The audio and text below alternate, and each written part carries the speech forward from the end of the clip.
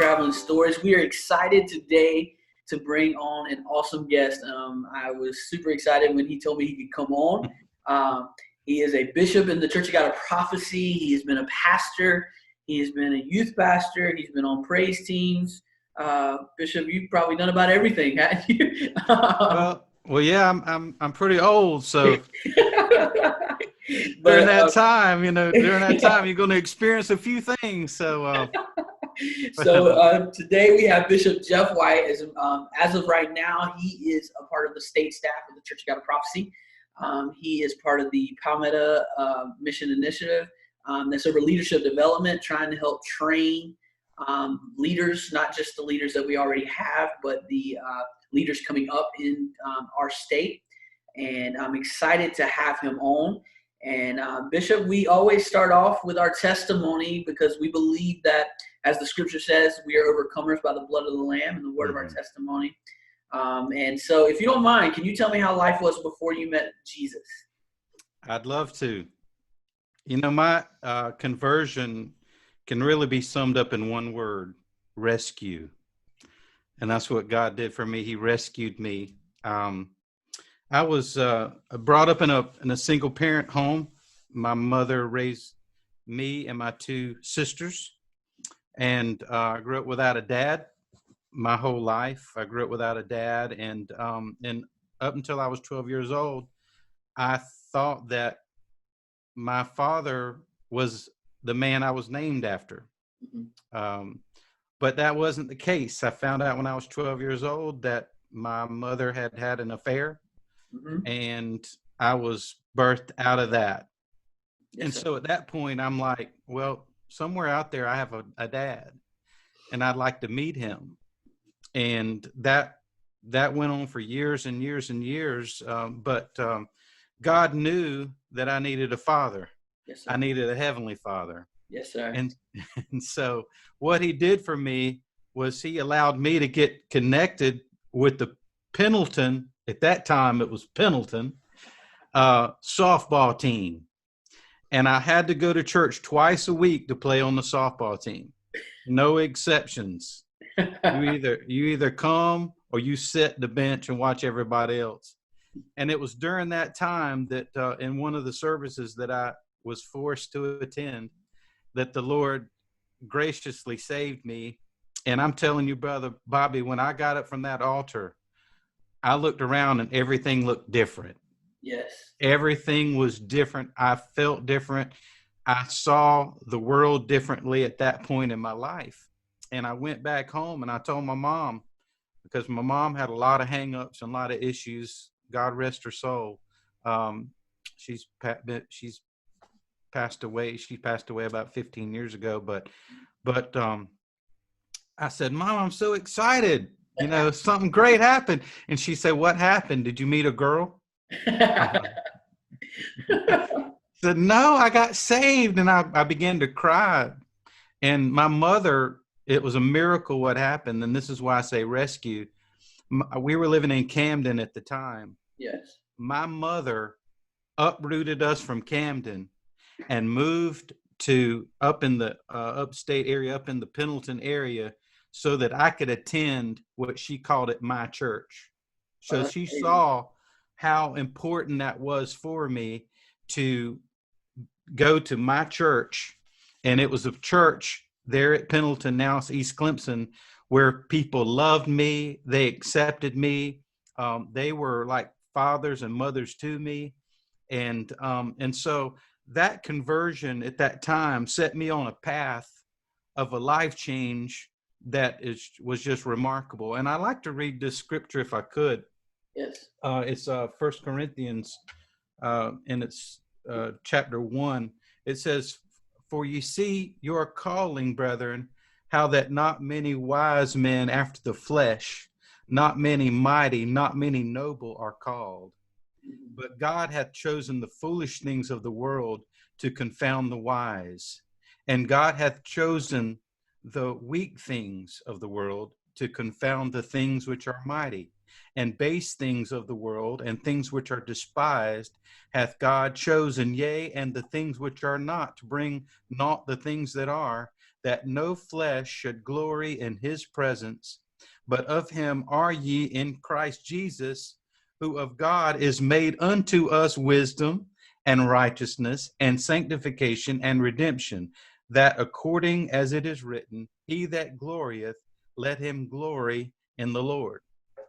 And so if you would have saw the condition that I was when the Lord found me, the things that I was involved with, with no father, you don't have that man that tells you what to do, that keeps you straight. Yes, sir. And my mom, she would just let me do anything. I know that's hard to believe, but if I wanted to go and stay out at night, I could. If I wanted to go out and hang out with friends and do stuff, I could. She said, you make your own choices, which it sounds good, but at 15 years old, that's not a good thing to be doing. Yes, sir. You don't know. And so I had a lot of issues in my life. I had a lot of things that the enemy had in my life. But when I gave my life to Jesus, he took something that was weak, Yes, he sir. took something that was unrighteous and he transformed it. Yes, sir. He transformed it. And it was like when I was 17 years old at youth camp that the Lord called me into the ministry, and I knew my life was to be a servant to others. Yes, sir. And so part of that over the years was very difficult because I didn't have a father. I didn't know how to be a father. Mm-hmm. I was scared to even, after I got married at age 25, I was scared to have a child because I didn't know how to be a father. Yes, sir. And so God put men in my life over the years to serve in that capacity, to love me and to care for me and to help mentor me. And that really means a lot to me because now I am basically being a father to other people, and it's a true blessing. So then fast forward to when I'm 39 years old, I had an opportunity to meet my father for the very first time. And Pastor Bobby, you know what he said to me? I mean, the first things he said to me, you know what he said to me? What's He that? said, I don't know what your mom told you, but there's no way I could be your father. Oh, my goodness. So rejection Yes. again. Yes. But at that point in time, my heavenly Father said to me, well, even if he wasn't your father, wouldn't you want him to know about you? And That's right. I said, yeah. And so I said to him, look, I'm not here to cause you any problems. I don't want to uproot your life. I don't want to cause you any grief. But I just want to share a little bit about myself and what's happened in my life. And so I told him about my life with Jesus.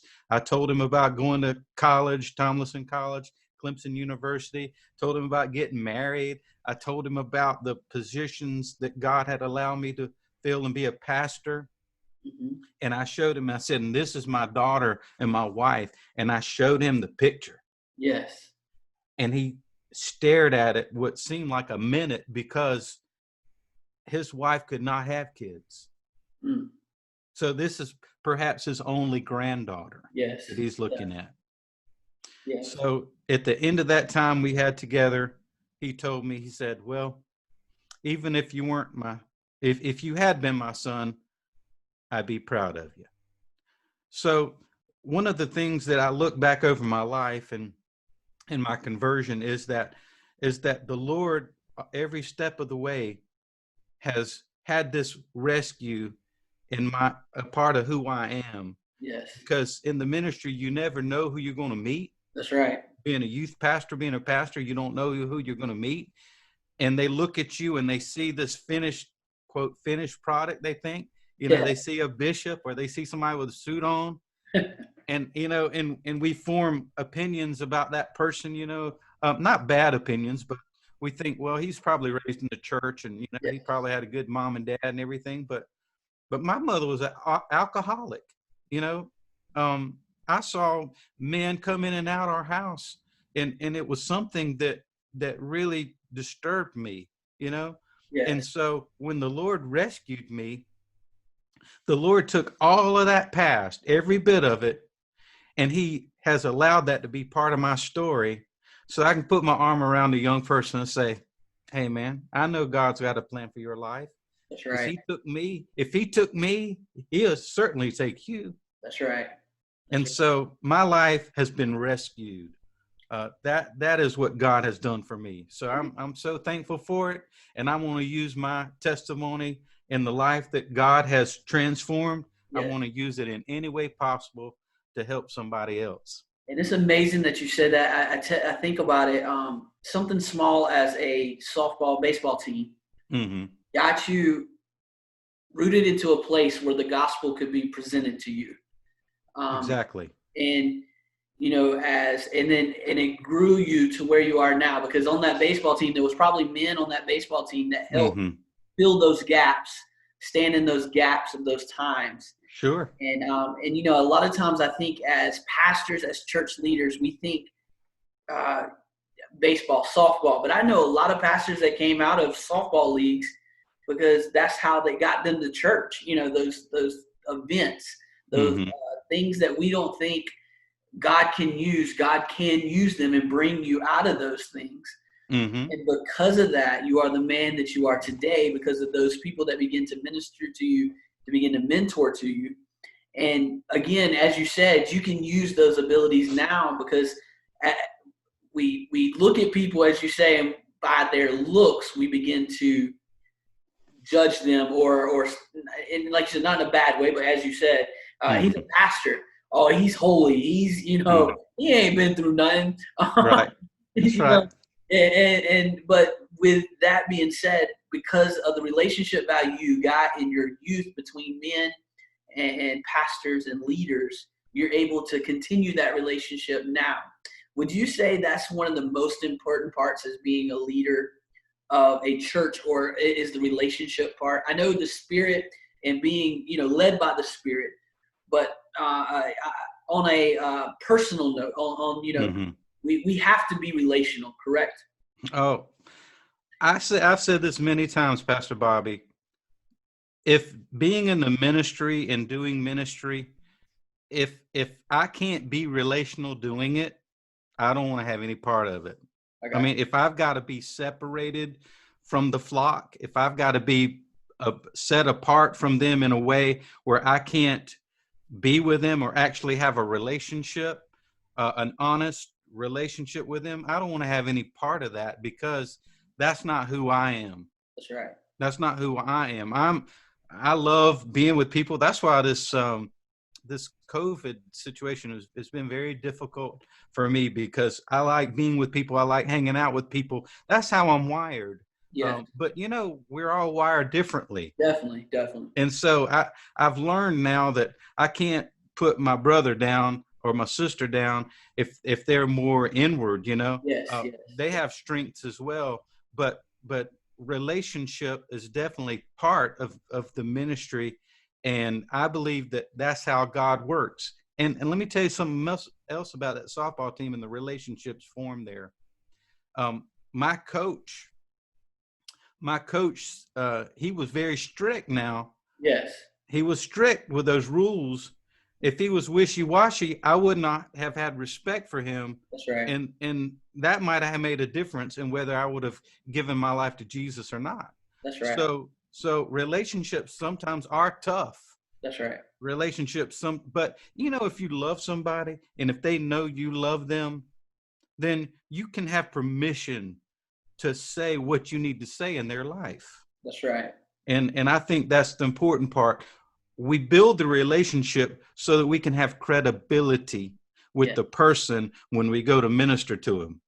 Yes. And that's the shortcut we take, is that we don't build the relationship so that we can have credibility. Yes. Person on the street don't want to hear what we have to say until we can have credibility with them and have that some type of relationship or connection. And it might just be just for a brief moment that That's we have right. that connection. It But doesn't take much. I mean, mhm, it just takes a chance to stop and talk, but not only talk, to listen.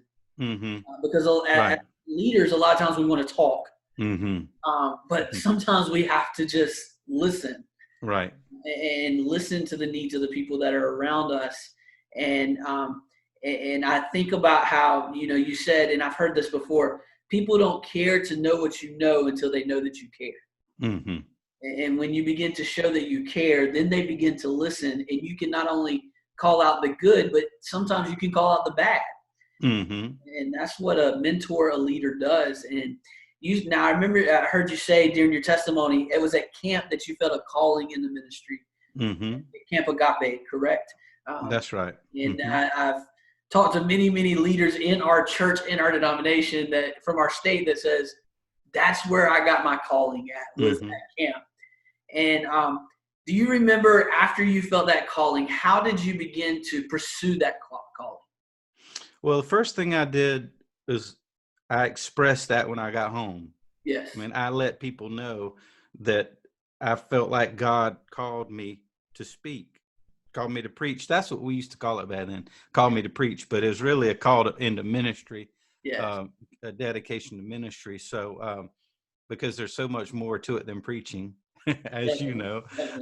But so I got home and I expressed it. So I revealed it. I shared it. I didn't hide it. I made it something that was public.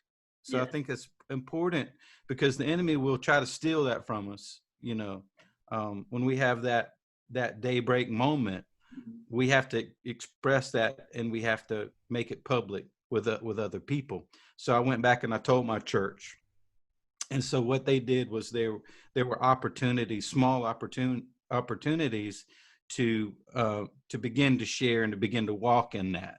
And I tell you, the funny thing is, when I first started in that process, people questioned, said, "Are you sure God called you to preach?" So so anyhow, but they stuck with me. They stuck with me and gave me opportunities, and every opportunity built on the next one. So I think we want to be a finished product.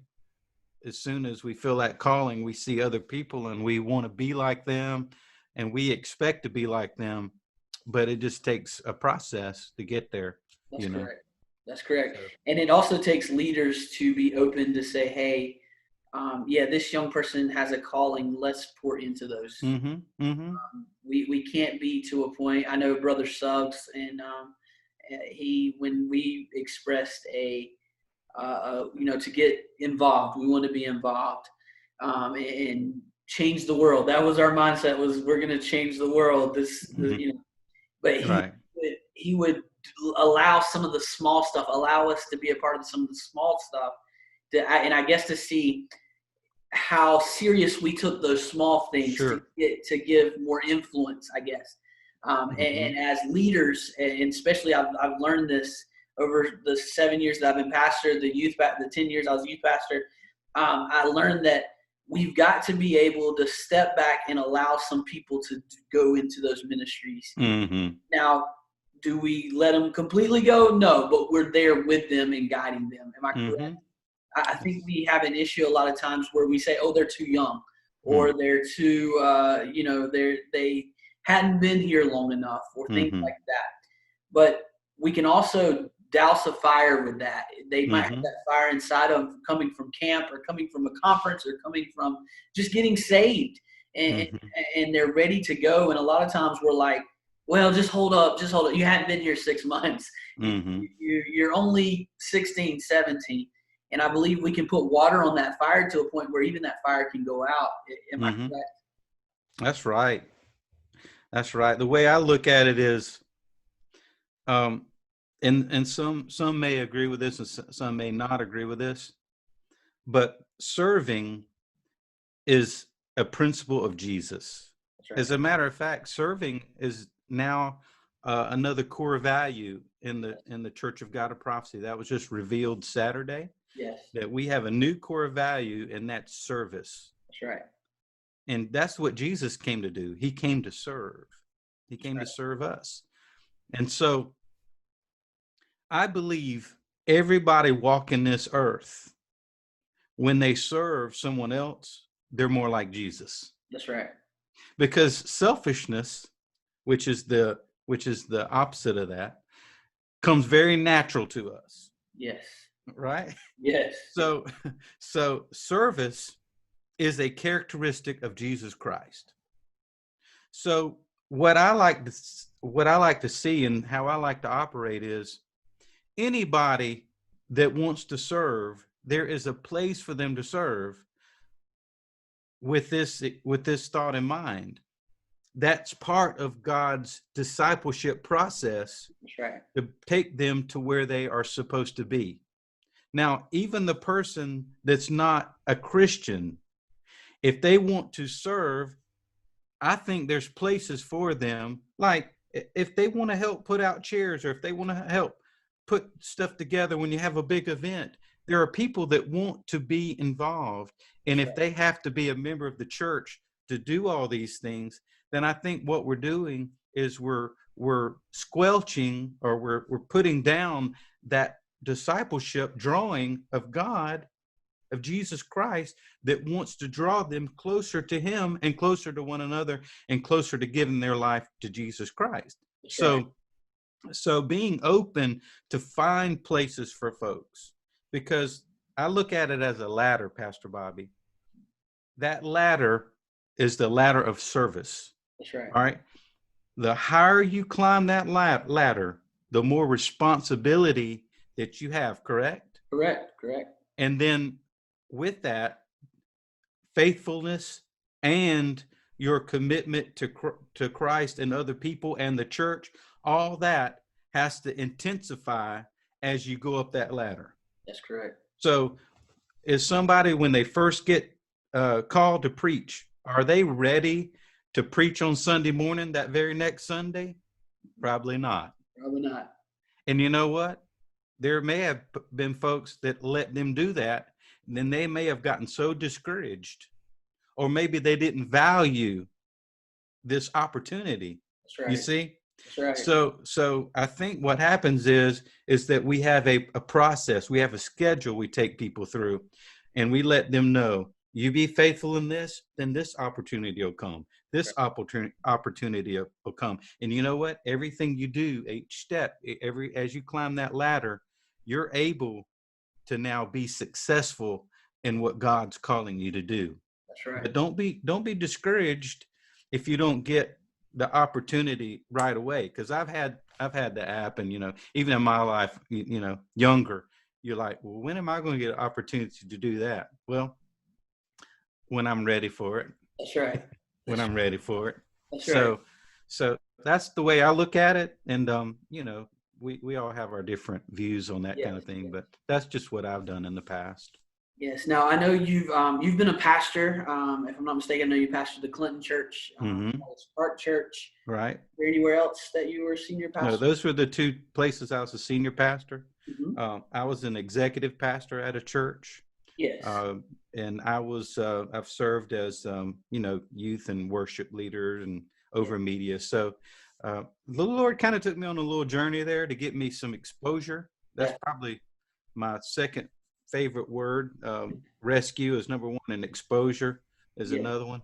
God got me some exposure so that I could help people. That's right. So. And each stop, and I've noticed this in my life, each stop helps you grow to that, as you said, to that next place that God has in store for you. And becoming, and I know this with your life, because I remember you telling me this, you were a senior pastor and then actually went back to be a youth pastor, correct? That's right. And some people would consider that a demotion. Just saying, some people would consider that a demotion. They said it. Yes, but I remember you telling me it wasn't a demotion, because everything is important. Everything's in God's timing and God's will. And if God's called you to that, there's something in that moment, in that time, that's helping you grow to be what God's calling you to be. You kind of explain that a little bit about, moving down from, not moving down, but moving from pastoral to youth ministry to, different things like that. Sure. I was pastoring at Clinton, and it was a great experience. I still, when I see those folks, I just look back on those years and just cherish them. Right. And I was not discouraged or disheartened, or I didn't transition out of something going wrong. As a matter of fact, when I told the church people that I was going to be going to College Park to work with the youth and be the associate pastor, they were like, "Well, no, you can't. Things are going good. You can't go now." Yes. I'm like, "Well, you don't make transitions only when things are going bad. I mean, That's right. That's right. the best time to make a transition is when things are going great. That's right. That's the best time, and you have somebody else ready to follow in your footsteps. But yeah, going back to College Park, the reason I really feel like in my spirit, the reason why I did it, and even back then, I was looking for an opportunity to work with a team. Okay. Yeah. So I wanted to be a part of a team. I really felt like I needed experience working with other people, working in a team. I got you. And for those that don't know, for those of you out there that's watching that don't know this, Dr. Julian Galloway was the man that I went to serve, and I served there before, and then I went back and served again there at College Park, serving under him. And he was just a tremendous influence in my life. Yes. I mean, just amazing. He is, and he's such an amazing man. Yes, a great man of God. Great man of God. Oh yeah, and if anybody if you're in a position to get somebody to come and speak for you sometime, he would certainly be one to get to come. But yeah, he just messaged me the other day just to give me some encouragement, and I'm like, and it's good to have people like that in your life that just out of the blue, like we hadn't talked in maybe a month or two. He just messaged and said, "Hey, thank you for doing the work that you're doing and keeping it up." Things like that. And like you said, getting to get with those people to help mentor your life, spiritually mentor your life. Sure. So the thing that people need to remember is that whenever God is finished with you in a spot and he's ready for you to take the next step, you can't judge the opportunity based on the physical. Yes. You can't judge it based on financial reasons. You can't judge it based on size of the opportunity. You base it versus you really want to base it on God's calling for your life. That's right. Because if God calls you, if just like he called me to step away from the senior pastor role to be a youth pastor. Okay. Well, it was during that time that my daughter was born. It was during that time that she was dedicated to God. It was during that time that I got all kind of training and insight on how to do things. Yes. And that set me up for future opportunities. That's right. So I've heard people say big doors swing on little hinges. Yeah. Big doors swing on little hinges, and people couldn't understand. They're like, why did you take a demotion to go back and being a youth pastor? Well, I didn't realize, I said to him, I didn't realize it was a demotion.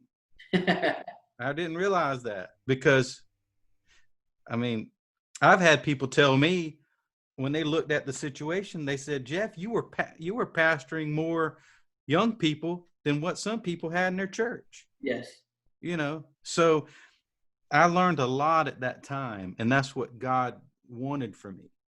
That's right. So I would just encourage anyone, when the Lord draws you into a place, you can't judge it based on just physical stuff, because that's not where your emphasis needs to be, in my opinion. That's correct. That's great. Now, I think it's been 5 or 6 years that you got called into the Palmetto Mission Initiative.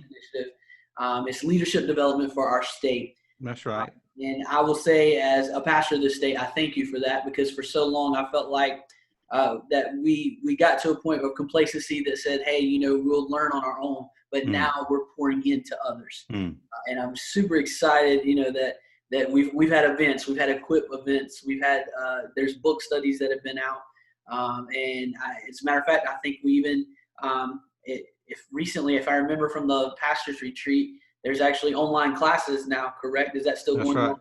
That's right. And, Yeah. and so there's different things. And I remember something that you said, and I want you to kind of expound on a little bit. You said, every other profession in the world has to keep learning. Mm-hmm. Doctors have to go back to school. Teachers have to go back to school. I mean, you could go down the list. Even if you go down to even a fry cook, there's always new procedures and new policies and new Right.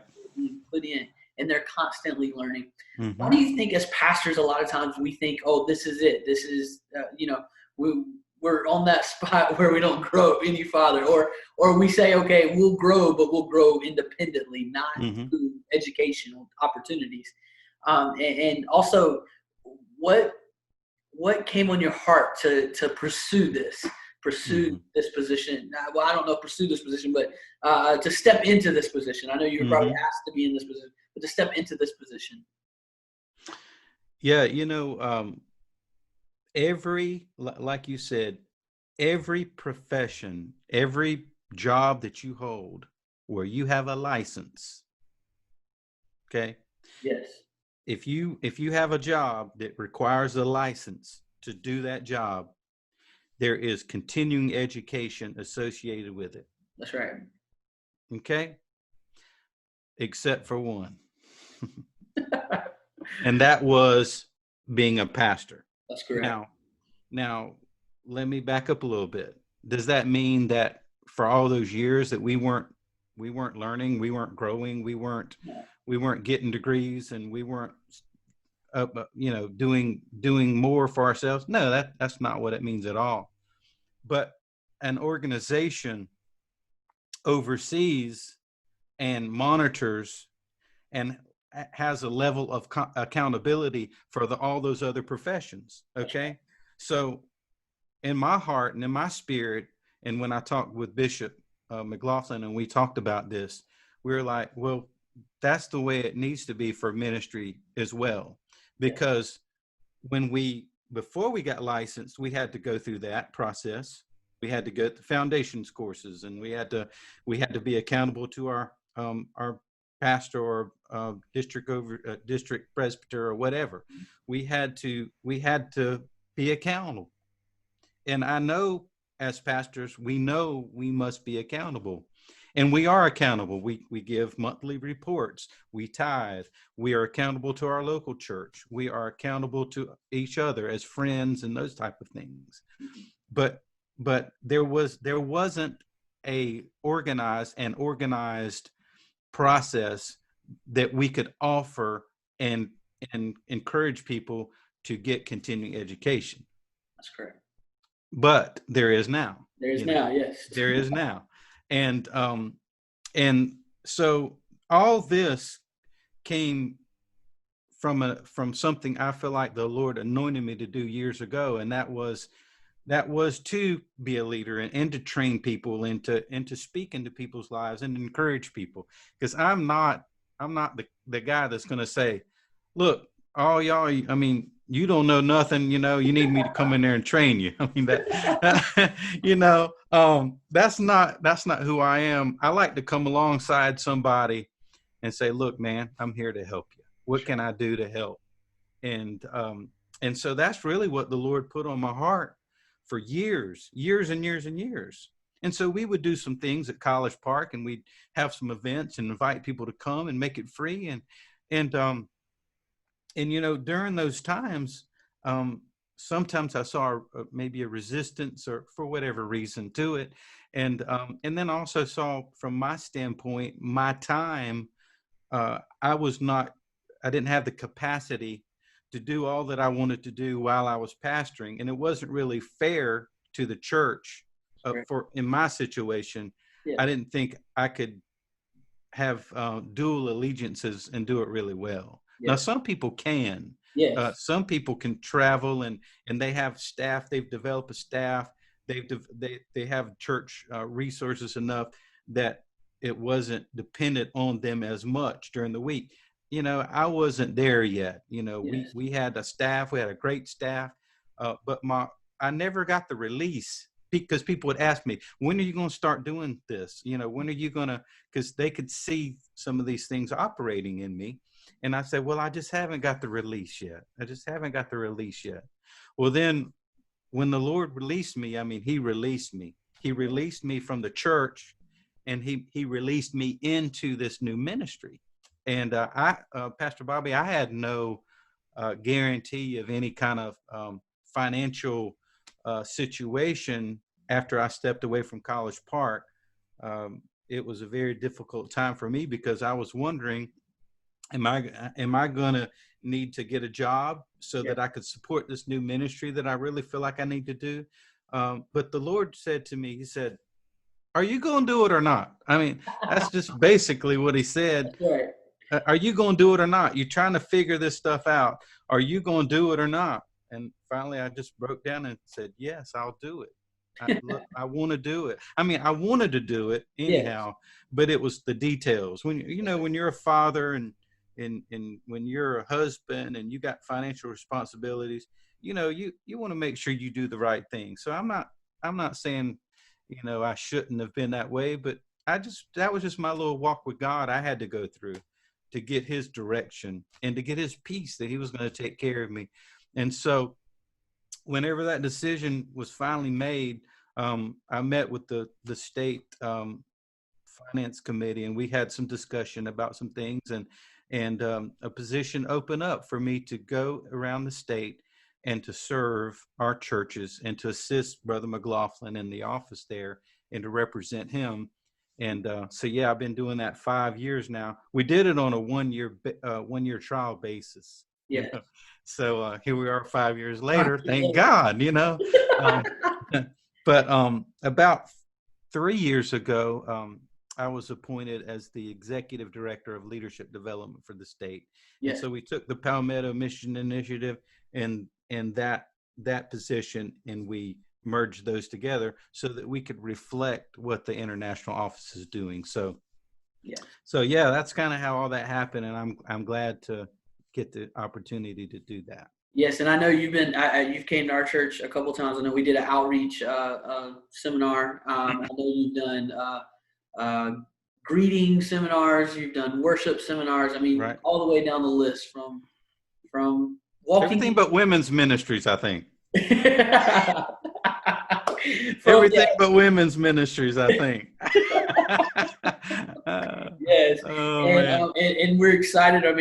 We just had a meeting a couple months ago before this pandemic happened. We were starting a men's ministry for the state. Getting it going. We was actually planning an event, right? Oh yeah. And man, that broke my heart. I know. It had picked up momentum. There were people around the state talking about it. We had some awesome things, but I do want to say something right quick about your event that we had at your house, at your church, your local church there, the outreach and also altar workers. Yes, that's correct. And I want y'all to listen out there now. For every one of you that think that people won't come out on a weeknight. That's right. We did a Monday, Tuesday night. I tell you what, you missing something. That's right. You're missing a great opportunity. We try to make everything on Saturday, and you know what? That sounds like a good idea, but it's really not always the best opportunity to have training. And let me tell you what Pastor Bobby did. Pastor Bobby had childcare. That's right. And he fed people. Yes. If you'll do those two things, then you can get people out on a weeknight. That's right. And listen, his church, I don't know what attendance they were running at the time, but he had 25 or more people each night come to that training. And that was powerful. That's right. That was powerful. They're serving now. They're in serving places, outreach and different things because of that. And it's amazing. And anybody that would love, Pastor Jeff did an awesome job. It's very simple, very easy, very interactive, where you can come together and do it together. And like you said, people will show up if you have the excitement for it, and you have and again, sometimes you have to step out and do some food. And I'm not talking about like steaks. I think one night sandwiches. Yeah, pizza, sandwiches. I Yeah, mean, yeah, but it's the logistics of the that's thing. correct. The reason people don't come out during the week is because they can't leave their kids and they're responsible to provide dinner for their family. That's right. Well, if you were to provide that, then now they can come straight from work if they have to, and they can be involved with the training, and it lasted probably 2.5 hours or something Yeah, like that. wasn't long But enough. but yeah, I mean, 2 nights, that's 5 hours of training. That's right. That's a lot. That's That's a right. lot. I mean, that's 5 continuing education credits. Ain't Yeah. that right, Brother Yeah. Vi? So yes, and like I said, the content was awesome and great, and it was very changing for our church because we used a lot of that. And at the time we couldn't do everything, but we were building up to it, and we are still using that till today. But you can use that information and use those things. And what I loved about the program was, and I will tell this to any church or any leader that's listening to this, because sometimes it's not just Church of God of Prophecy people. And I know Pastor Jeff's heart, he just wants to see people grow and grow in Christ. And but the mindset and getting people talking about the subjects, I think was the most important thing, to see people talking about, hey, this is where we can improve. This is where we've done it wrong. This is where we've done it right. And even to people, we had young people there, and Pastor Jeff or Bishop Jeff will tell you this. We had young people there from the age of, I think, 12 all the way up to the age of 70, 75, 80. Right. And no matter what, if you put that training out there and you're excited about it, and you show your excitement about it, and you can, I know you'll say this, as long as the leader's excited about it, the church will get behind it. Exactly right. That's correct. Exactly right. And don't try to do too much too often. I think one of the problems in church right now is, well, it's not right now because things have slowed down. Maybe the Lord's trying to tell us something. That's right. But we can overdo our schedule. And so we make it hard for people to come to really important, critical events because we've got so many other little things, filling the schedule. That's good. But you guys did a great job. That was an awesome time. It really was. Well, like I said, it's great content, great, and I would tell any church that can call Pastor Jeff, and I know he'll show up. If there's 3, he'll show up. There's 3,000. He's just gonna get his heart, and I think the biggest way, and I think the great thing about it is we had Bishop Jeff come in on that Sunday morning and preach. And he brought some of his testimony and told, about the position and stuff like that. Don't be afraid. This, like I said, Bishop Jeff's a man of God, and he's going to try to lead. He's there for your church. And so please allow him to come and just bring his knowledge and bring his wisdom. And it was awesome for our church. With that being said, and we'll go to our final question. We'll bring this home, but we always ask who our leaders that come on, if you just preached a sermon and people got saved and they came up to you and said, Bishop Jeff, what's next? What's next? What would be the one advice or 2 or 3 things that you would tell them that is most important now after giving your life to God? I feel like this journey with Christ was not meant to be walked alone. Yes. So if somebody came up to me and said, I just gave my life to Jesus, then that would be an opportunity to connect that person with somebody who's going to walk with them. That's correct. Now, and I'm not talking about, well, I'll see you at church next Sunday. I'm talking about walking with them. That's right. Because when you first give your life to Jesus, everything's turned upside down. Even though your spirit's changed, that doesn't automatically mean your flesh has changed. That's right. That doesn't automatically mean your habits have changed. That's right. I mean, it's amazing when he changes all of that at one time, but most of the time, there's some decisions you got to make. That's right. As a new believer. Or there's some places you're about to walk back into too. Exactly right. That's not going to be as supportive as Exactly right. Yes. You're exactly right. So having that person that will walk with them, because the true discipleship that I've been a part of and that I've witnessed was somebody walking alongside another person, and Right. they could pick up the phone and call them at 11 o'clock, 12 o'clock at night. Listen, I'm dealing with this right now. And you taking the time, if you're the person providing that discipleship for them, you take that time to love them. Having people over at your house, having people over at your house that are newly saved is an important thing, so that they could see and witness this is what it looks like, Right. to serve God.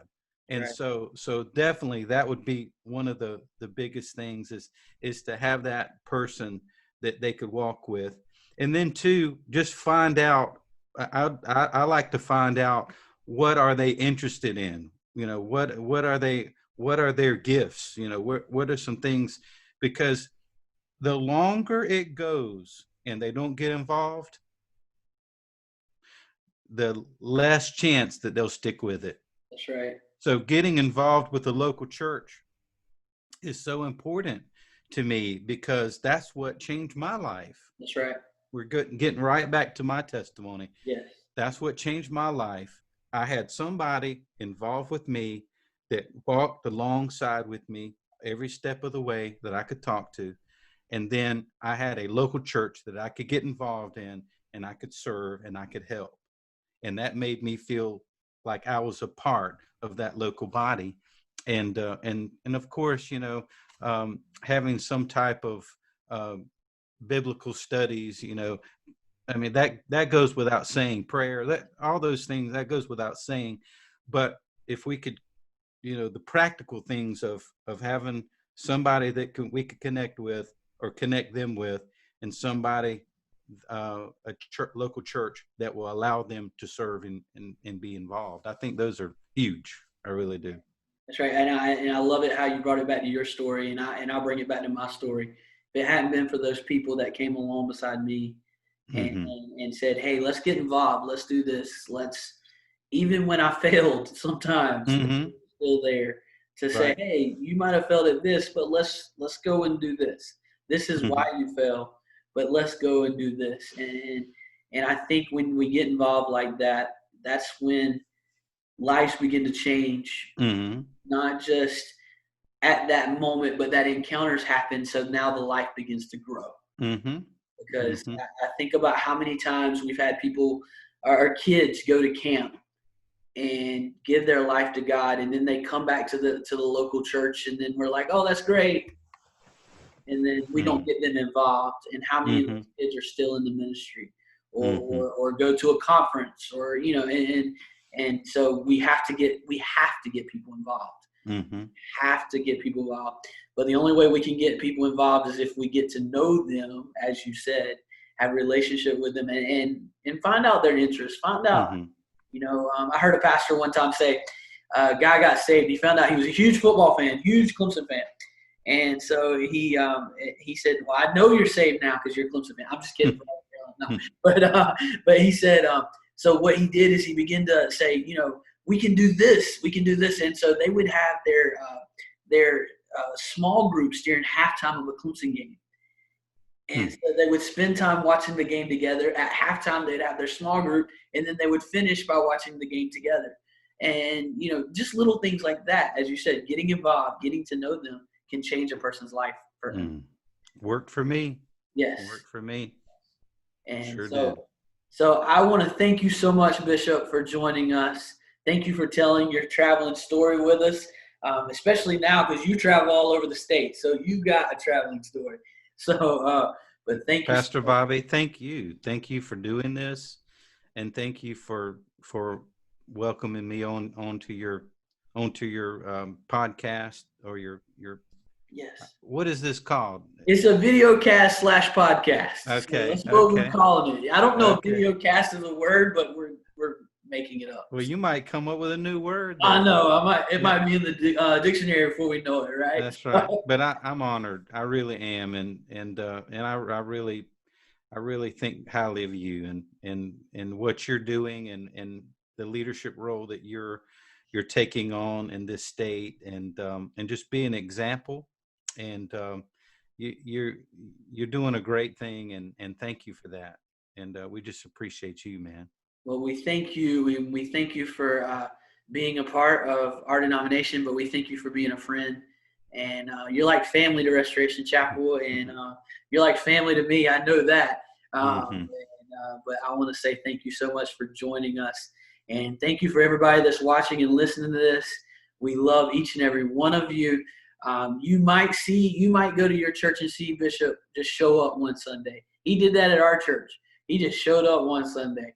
And so he's all over the state. Usually I tell people, hey, go to this church to see, this pastor or this leader. You can probably go to about any church in the state, and you might see Bishop Jeff. Or even in North Carolina, because I know there's a lot in North Carolina too. But thank you so much for joining us. Thank you so much for watching. God bless you. We love each and every one of you, and we can't wait to see you again on Traveling.